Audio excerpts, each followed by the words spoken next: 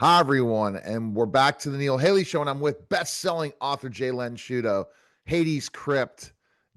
Len, I tell you, we've had a crazy week and a half, going into some of these conversations to finally leading up to this day, this deadline, Friday.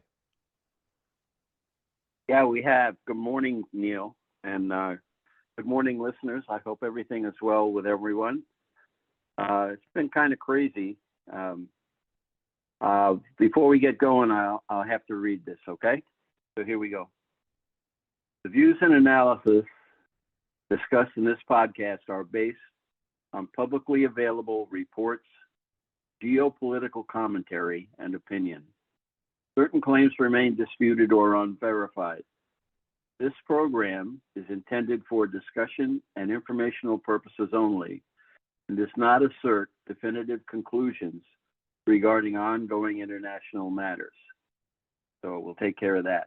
This morning, Neil, I will tell you that Hades Crypt is still on the bestseller list, and we're heading into week 31 on the bestseller list. I'm very surprised.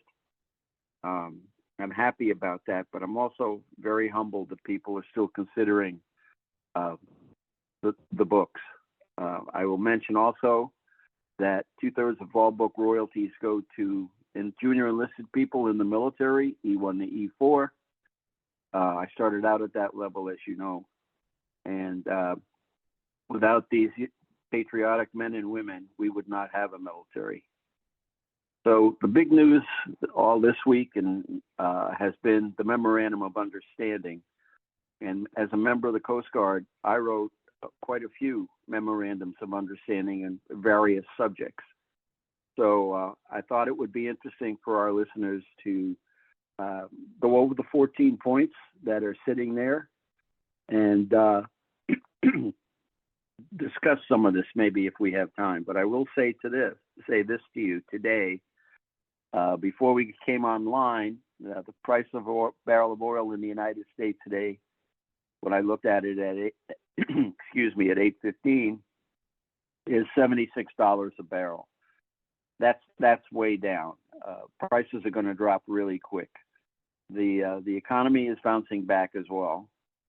The other piece of news that I'll pass before I talk about the MOU is Iran this morning said their morning said that they intended to charge tolls. Now, Vance was supposed to fly back to Switzerland to begin the second round of talks with Iran, and that trip isn't happening today. So it'll be interesting to see what today's events are going to be. The other thing I'll mention that personally, and I said I'd never talk about politics, is I am amazed as to how much in the news the Vice President of the United States and the Secretary of State of the United States are so much in the news and so much involved in government, so much involved in the international aspects of the globe. It's amazing to me. The previous 4 years, we never heard about that. We never heard of the Vice President being involved in anything that was critical, that was monumental, that was part of a deal to create an attempt to maintain world peace. Same thing for the Secretary of State. So that's the only thing I'll say. I hope that you as the listeners appreciate the hard work these people are doing. And I have to be very honest with you. Having been in D.C. for all those years that I was there, I had the opportunity to be in a few meetings. And I have to tell you, this group of people has the best interests of the United States and its people at heart. At heart. It's not for their political party. It's for us. Now let's go over the definition of Memorandum of Understanding. Excuse me. I have a frog in my throat. The Memorandum of Understanding serves as a written record of mutual understanding and intended actions between parties, providing clarity on roles, responsibilities, and objectives without necessarily creating enforceable legal obligations. MOUs are commonly used in business partnerships, government collaborations, international relations, and joint ventures to establish alignment before drafting a formal contract. Notice it says contract. The MOU is an opportunity to iron out discrepancies, disagreements, agreements, and alignments. And this is the point that I want to make. The MOU is a non-binding agreement and is not a contract. Nobody has to follow the rules if they don't want to, and that's what we've been seeing all along from this country. Now let's talk about the points. The points are somewhat. I'm going to read them, and then I'm going to talk about them.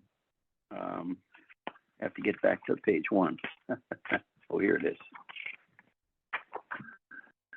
The United States of America and Islamic Republic of Iran and their allies in the current war are signing this MOU to declare immediate and permanent termination of military operation on all fronts, including Lebanon, and undertake from now and not to initiate any war or any military operation against each other, to refrain from threat or use of force against each other, and ensuring territorial integrity and sovereignty of Lebanon.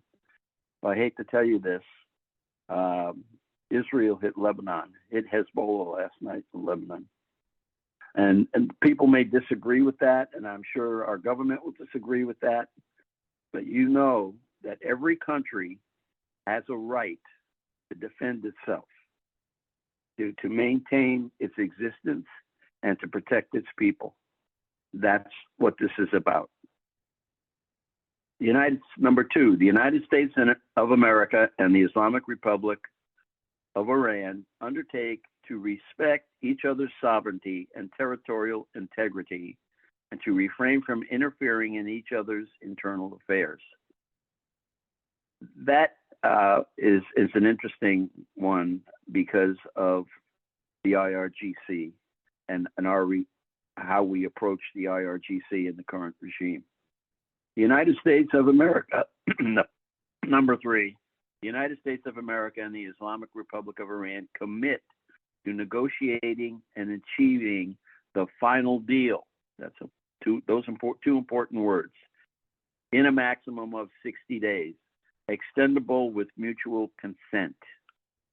Number 4, immediately upon signing this MOU, which both parties have, the United States of America will begin the removal of its naval blockade and any disturbance or impediments against the Islamic Republic of Iran, and will fully end the naval blockade within 30 days.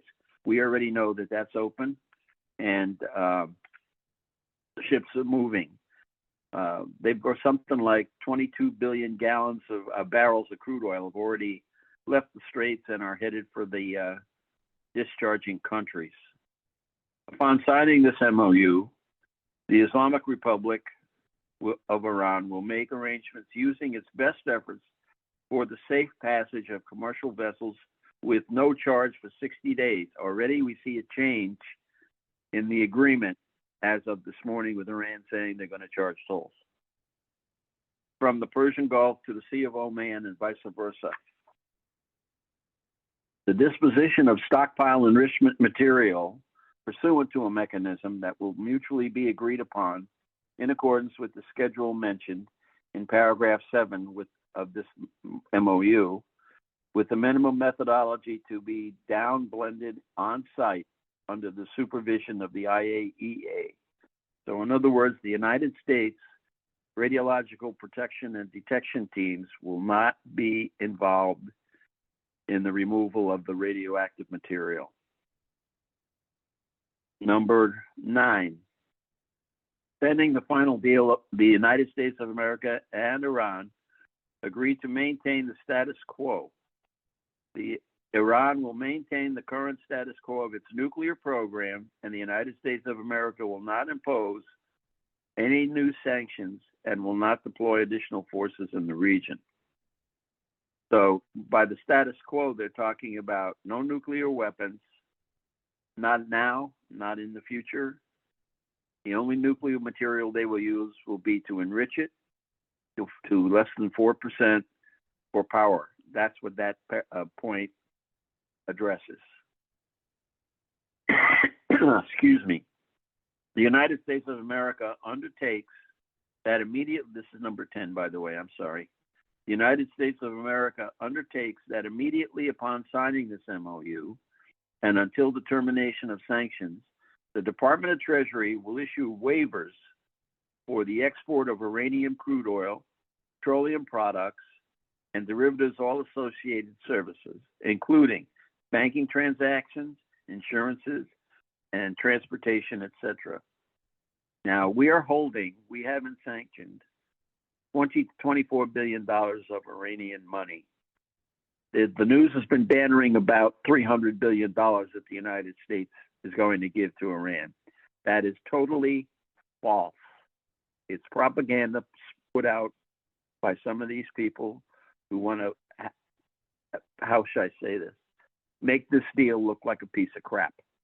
Point is, the only money that will be leaving the United States from a sanction perspective and for a deposit perspective is the $20 to $24 billion that belongs to Iran. I'll make that perfectly clear. Item 11, the United States of America undertakes to make fully available for use frozen and restricted funds and assets of the Islamic Republic of Iran upon the implementation of this MOU. The United States and Iran will mutually agree upon the procedures related to the release of these funds during negotiations. Such funds, whether obtaining the original account or transfer, shall be made fully usable for payment to any ultimate beneficiary designed by the central bank. Ultimate beneficiary designated by Central Bank of the Islamic Republic of Iran.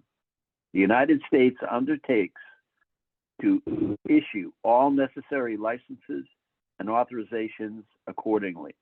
So that means we've agreed to send them their money. When? Some of it will flow now, or should be flowing now, because both parties have signed the MOU. But with Iran saying that already they're into changing the MOU by charging tolls, I do not know at this point in time what the status is on the transfer of their money back to their country. Point 12. The United States of America and the Islamic Republic of Iran agree that an executive mechanism will be established to monitor the successful implementation of this MOU and the future compliance, subsequently the final deal.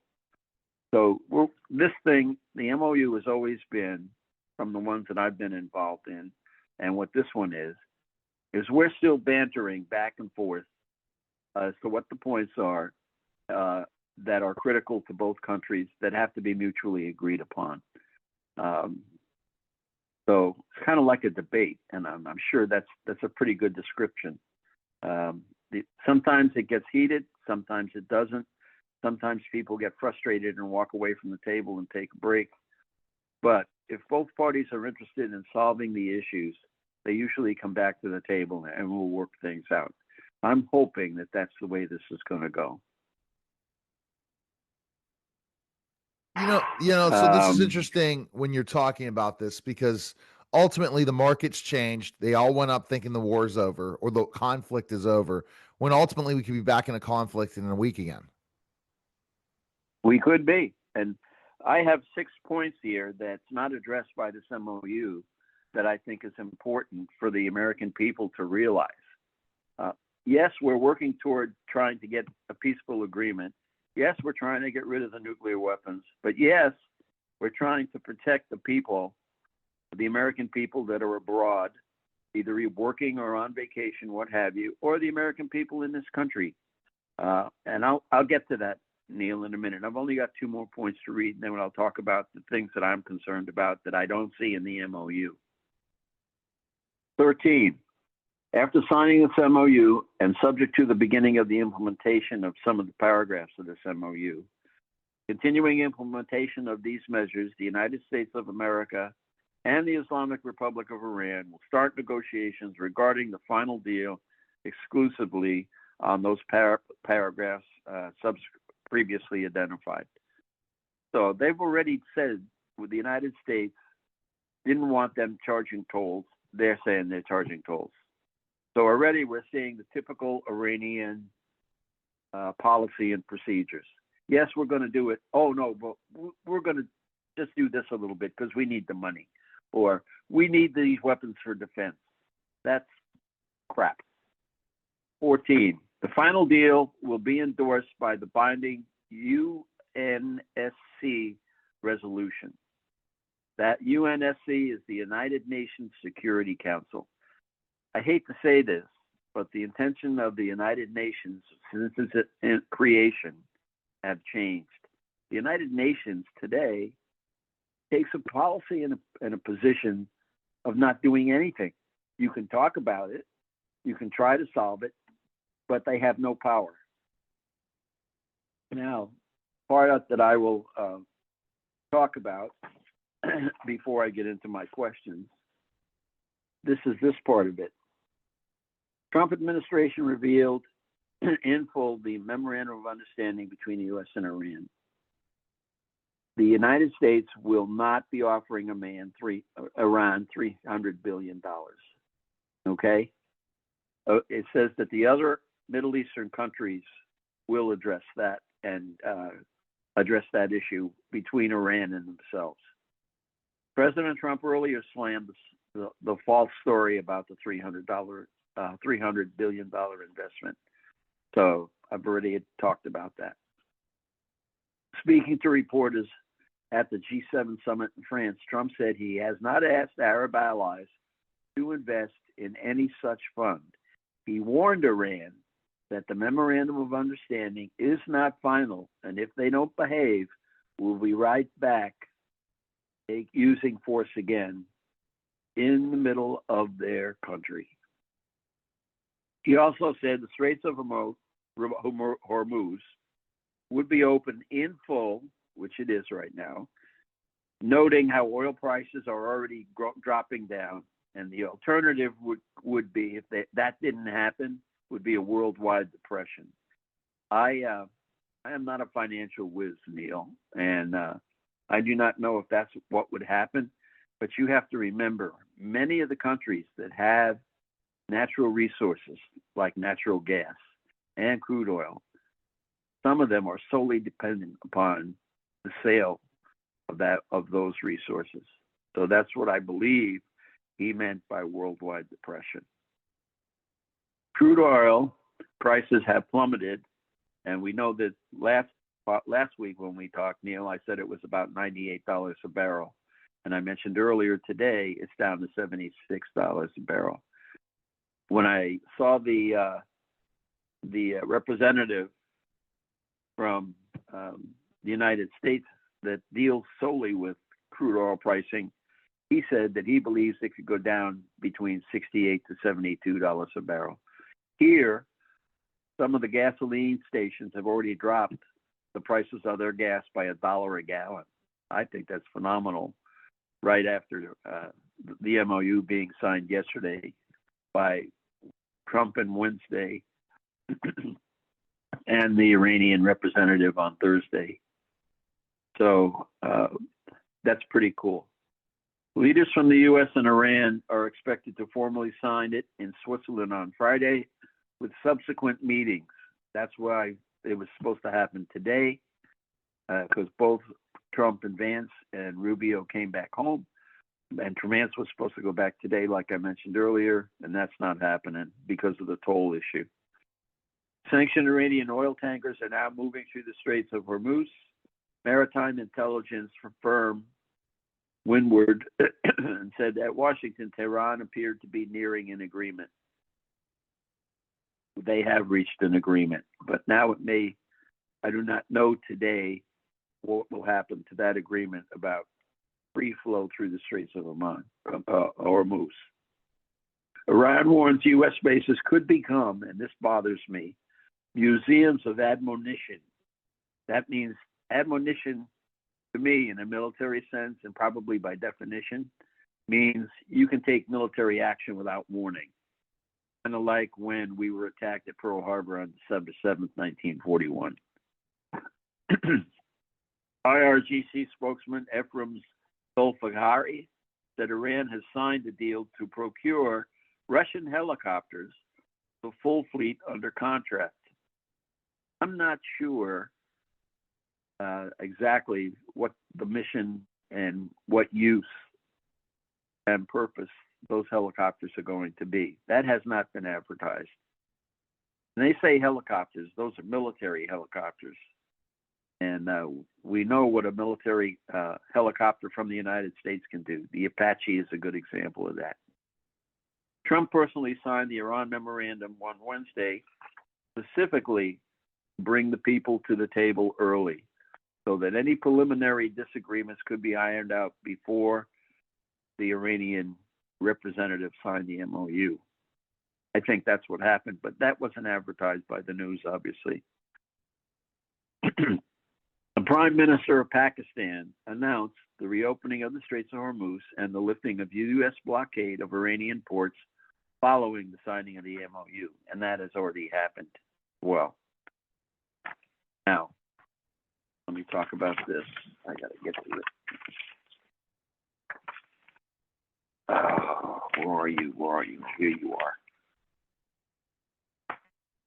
These are the things that, when I read this, came to mind.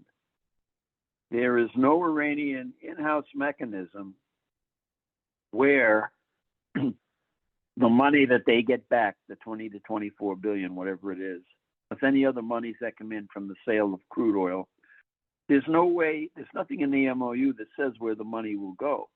The MOU doesn't stipulate you cannot use that money to buy weapons or nuclear material. It doesn't say that. So does it go to the population or does it go to weapons? We don't know. But every government has a right, as you know, to spend their money the way they please on what they want. That's the first question that bothers me. You have nothing, and there's nothing mentioned in this MOU what the status of the missile and drone production and capacity are, and whether or not they will have the ability, as a sovereign country, create these weapons. I believe, regardless of no nuclear weapon, they're still going to build missiles and drones.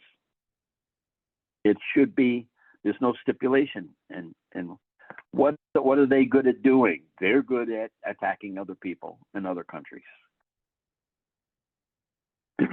What happens if Iran violates the MOU? And what's the specifics? Well, President Trump said, we're going to attack them again. We're going to use force. But that also means that the Straits of Hormuz could be blockaded again.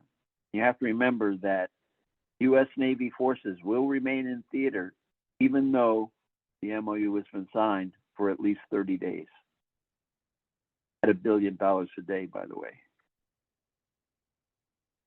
The fourth one that bothers me is the regime status.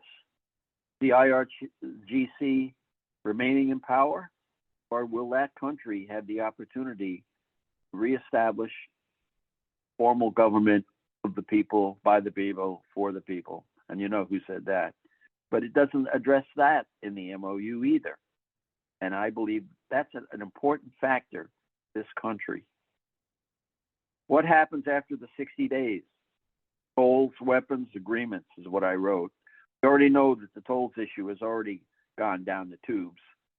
What about the weapons? What about the agreements that we don't know about? Like I previously mentioned, what about, where does the money go? What kind of weapons are they going to buy? Or are we going to limit the quantity of weapons that they have, et cetera, et cetera? That has to deal with Israel and other countries. And we already know that President Netanyahu has already attacked Lebanon again. The other aspect I mentioned in the previous podcast too, Neil, is the fact that the Houthis in Yemen have already told Israel, you come through the Red Sea, you're going to be attacked. What about the mutual agreements and cooperation with the rest of the Middle Eastern countries? There's no indication in the MOU of the relationship between those other Middle Eastern countries and Iran, which has been attacking all of them. And there should be some comment and addressal of that, and there isn't. How to remove and eliminate radioactive material. President Trump calls it nuclear dust. It's not nuclear dust. It's uranium.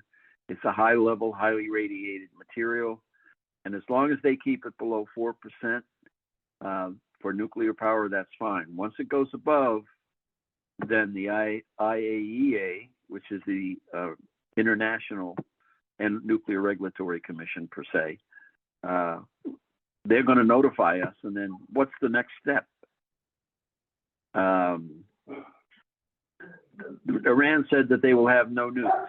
They will not buy, nor will procure. They will not create. But there's nothing in there for how long.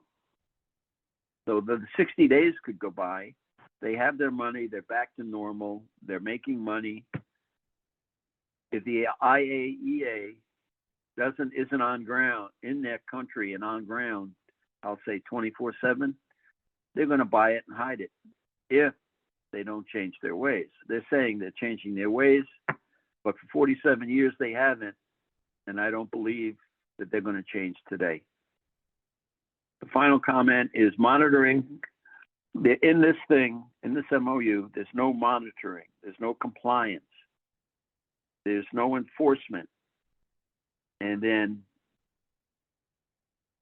country well-being, and that's for the population.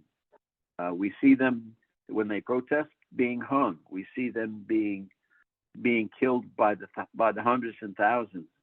And one of the things I mentioned in an earlier podcast, the women that have protested and been arrested and been killed, you have to remember that their philosophy, their Islam, says that women have to be virgins entering heaven.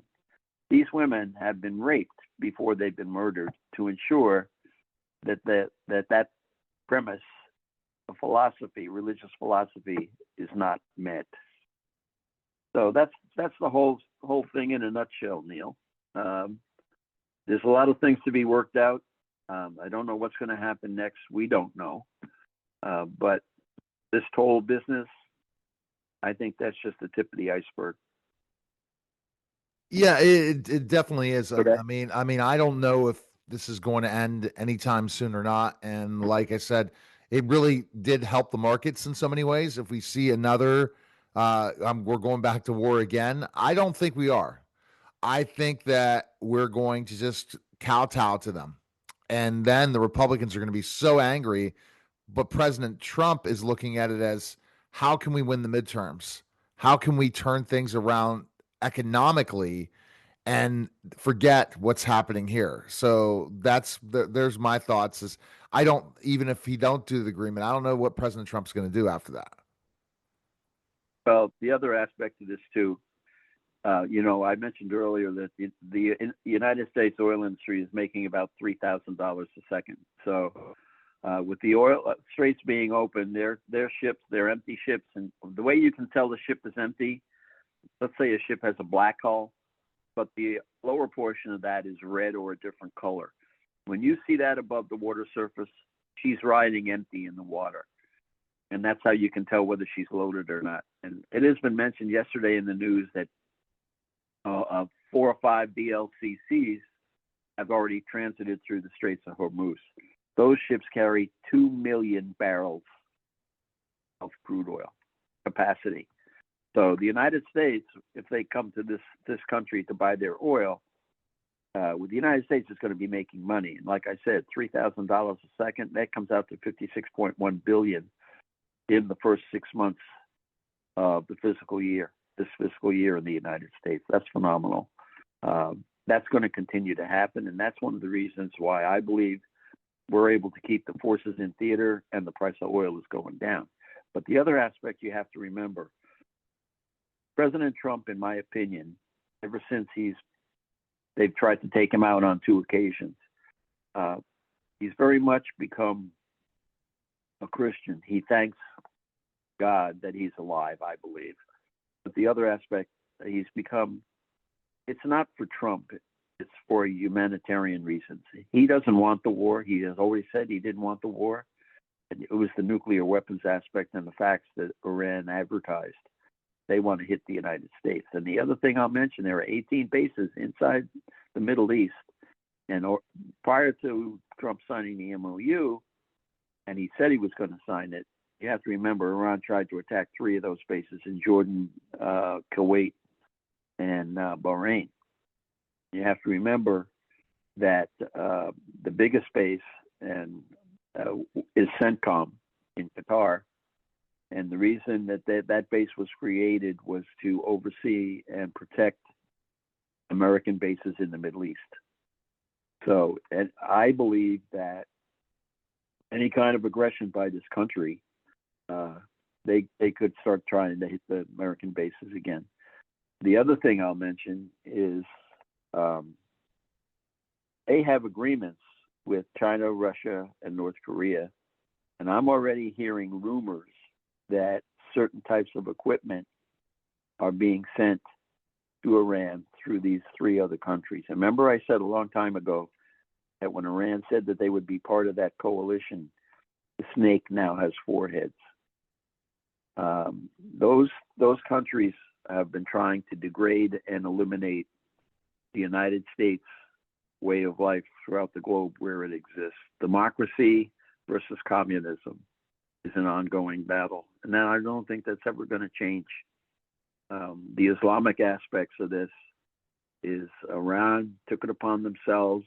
They wanted to control the Middle East and own the Middle East and be a major, quote unquote, one country. That's not going to happen either. They're too small. They can't deal with some of the other countries that are there. So the big thing for me is because the MOU is not a binding contract. It's not law.